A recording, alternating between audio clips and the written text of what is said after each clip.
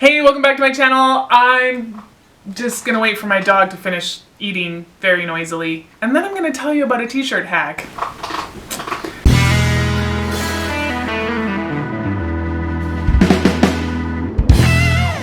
I think she's done. Okay, so I was at a fabric sale a little while ago and I got this amazing wool jersey. It's a wool jersey knit. I've never actually seen this before, and I think it was a really high wool content. I'm trying to think. I feel like it was maybe 12% spandex and the rest wool. And I got it at Fabricland, and they're not known for high wool content. So I was shocked to find this. And my original thought was actually to do some leggings with it. But then, being Calgary, summer was kind of like hanging on for a long time. Then it was fall for a total of like 3 days. And then we were like in the depths of winter, which we've gotten another little reprieve for like a mini fall. And now like in 2 days, we're going to get winter again, because that's how it is here. But when it was really cold, I was wishing for a snuggly long sleeve shirt. And I thought, you know, we haven't done any t-shirt hacks for a while, because I sort of pumped the brakes on that series because I had enough t-shirts for summer. And I had promised that we would come back in the fall or winter and start doing long sleeve t-shirts with the same pattern. So this is part of the series where I altered the pattern to fit me properly, and then I was hacking it to be a whole bunch of different t-shirts. If you're new to my channel and you've never seen that, I will link the playlist down below and you can check all those out. Really? I'm sorry, am I in your way right now? Go lay down, please. Now, I wasn't sure because I've never used a wool jersey. It is thicker than even like a thick cotton jersey. So this is going to have a little bit of a thin sweater feel, I think, to it. And I wasn't sure because I've never sewn with this before. I wanted to make sure about shrinkage and all that kind of stuff. So I did cut myself a couple of little 2" by 2" squares and did a test wash. So I did one where I washed it and then just let it dry, air dry. And then I did one where I washed it and put it through the dryer. And there was some shrinkage, I would say about 10% in one direction and not the other. So I did just go ahead and pre-wash my fabric. I knew then it wasn't going to get ruined. You never know with wool. You just never know. So the hack that we are going to be doing today is a half button placket down the front. I really like this for things that are supposed to be a little bit warmer because I'm, you know, heading to an age where the body temperature fluctuates often. Sometimes I'm really cold and then I'm really hot. So having, you know, even just being able to undo a couple of buttons around the neck can be super helpful. Like that and putting my hair up and I'm good. I'm regulated. So I've got my basic t-shirt pattern and I've got some snaps that I'm going to try and put on this because I just prefer those to buttons, especially if they're going to be little. And yeah, let's give it a go. All right, here I have my long sleeve t-shirt pattern and I've got my fabric.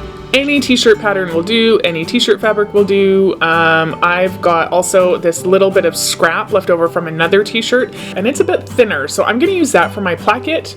And then I've also got some little glove snaps that I have left over from a Western shirt that I made a while ago. So I'm gonna use those up as well.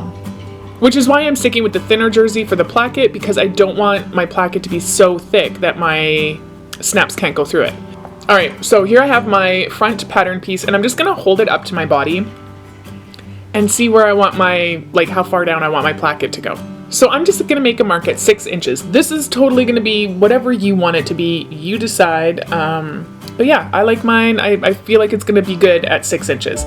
So I am gonna mark this right on my pattern piece and I'm gonna write a little note so that I have this for future shirts. Part of this whole t-shirt series is so that I have this stuff sort of planned out and it will be easier to make more in the future.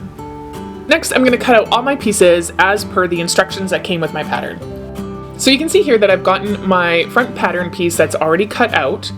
And I have the marking that I made on my pattern piece, and I'm just gonna transfer the markings for the center of the top of the neck and where I want my placket to come down to. I mark those right on the fold, and then when I open it up, I'm just going to draw a line between the two so I have a line of where my placket will be cut into the shirt. Okay, so here is my placket that I've cut. I've cut this 6 inches by 9 inches long. The reason that I have done that is I find that by the time I have everything folded, to get a nice 1-inch placket from the center line out, I need at least 3 inches for everything to kind of be folded in and wind up with a nice 1-inch placket.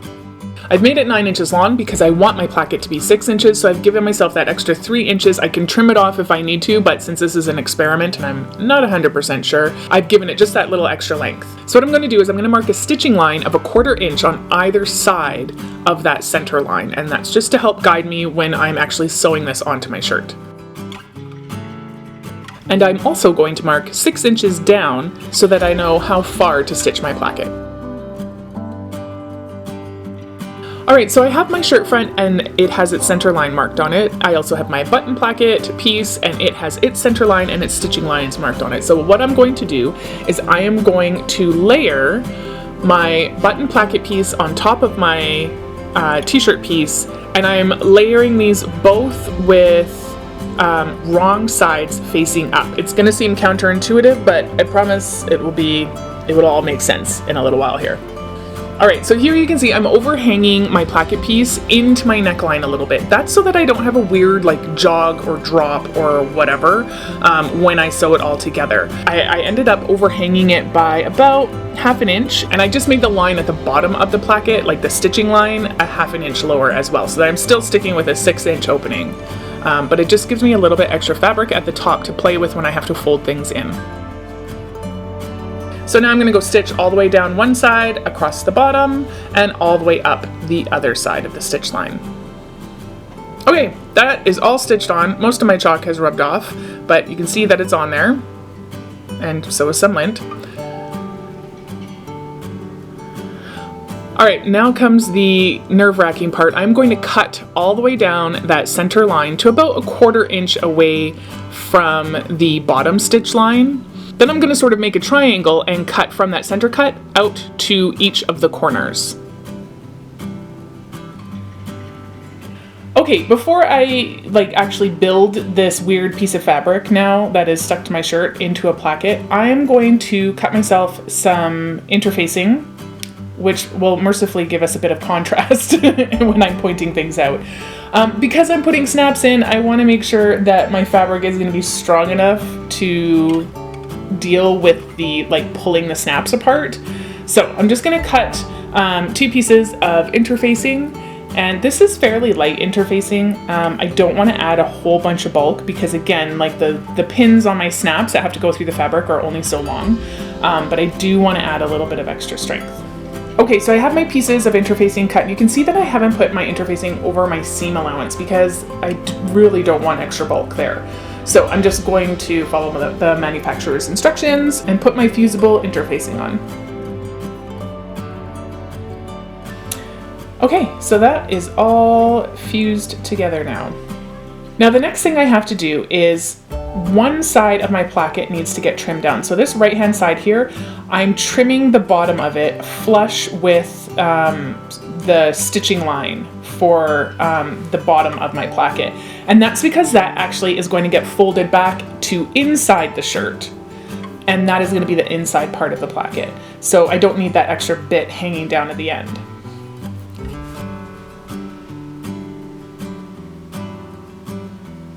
And what that leaves is it leaves the other side being a bit too wide. So I'm just going to trim the width of the stitching lines, those original stitching lines. I'm going to trim that width off of the front button placket. Alright, so I've already trimmed my corners at the top of my placket, and that's just to avoid a little bit of bulk there. Now, first thing I'm going to do is I'm going to fold that outer edge in towards my placket. I'm going to put in a couple pins onto my fold. Mostly I'm doing this because then I can back up my hands and it's easier for people to get a good view of what I'm doing.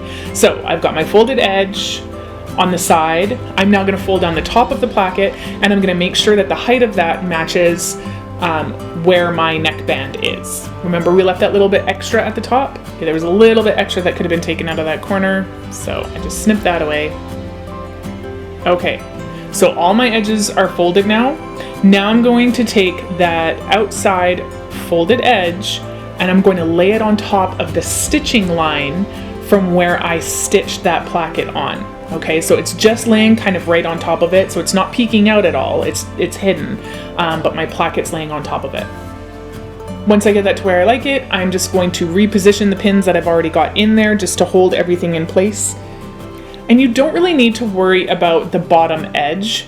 On the inside of the placket, it's jersey, it's not going to fray, and there's going to be plenty of stitching around at the bottom of the placket on the front, so you don't have to worry about folding that edge under.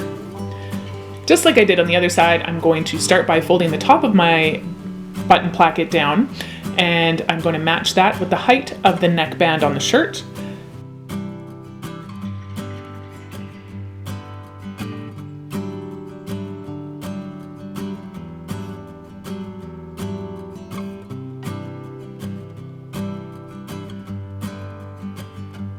Matching the edge of my placket up with my folded stitch line, just like I did before, I'm going to adjust my pins and pin that down.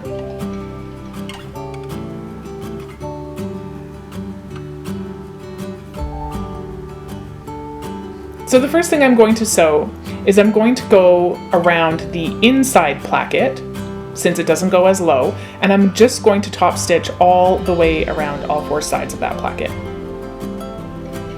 Now I'm going to do the same thing on the top placket. The reason we do this one last is because the bottom of this placket is overlapped onto the shirt to give the bottom of the opening of the placket some strength in the shirt.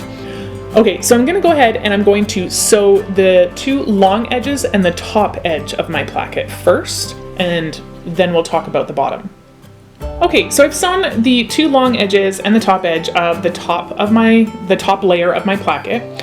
Now, that pin that I'm putting in the bottom, I'm actually pinning the bottom of the placket closed. And so there is how the top piece of the placket was a little bit longer, so the bottom of that is laying on top of the shirt. That's not part of the opening. But I do need to sort of reinforce the bottom so that if you're opening it, you don't accidentally rip your shirt open. So now I'm just going to go ahead and I'm going to sew a little square at the bottom of the placket. The top half of the square that I'm going to stitch covers the bottom placket, so everything is nice and locked in and secure. And here we go. Oh, this is exciting. Okay, so my placket, everything lines up, everything's all good. I'm ready to put my snaps in. You can totally do buttons if you want to. I just don't like fiddly buttons. If I can do a snap, I'd just rather, so it's totally personal preference. So for me, I looked at how many snaps I have, and I just am measuring out how far apart I want those to be. These are hammer-in snaps, so they're super, super easy to put on. And I'm making sure that I match up those markings with the inside placket as well. And now I'm just going to go ahead and pop in my snaps. I'm really glad that I used the thinner of the jersey fabric for this button placket because there was barely enough room to get these snaps on. So really take that into account. Because it was this thicker wool, sort of almost flannel-y type fabric, I really had to be conscious of what I was using for the placket. And really, you don't actually even have to use a jersey or anything with stretch. You could do this with a more rigid fabric that is non-stretch as well. Now I'm just giving it a test, making sure that all of my snaps actually snap together before I put my tools away. And it does. Now I'm just gonna go put the sleeves on my shirt as per the directions and sew up the sides and everything, and the shirt will be done. Well, there we go. I hope that you really enjoyed this t-shirt hack. I really like it. One thing that I would do different next time, and I might actually go back and swap these out, is I used glove snaps. These were left over from a Western shirt that I did, and even with the extra reinforcing inside the fabric, they're too strong. I can feel it pulling the fabric when I go to like pull them apart, and I am worried that I'm gonna get some damage over time, so I might actually swap these out for some lighter snaps that don't stick quite as strongly. But other than that, I am super, super loving this. I love everything about it. It's so cozy. Oh, wool jersey. Who knew? Oh my gosh, I'm a fan. I'm a convert. I love it. Go make one. We'll see you next week.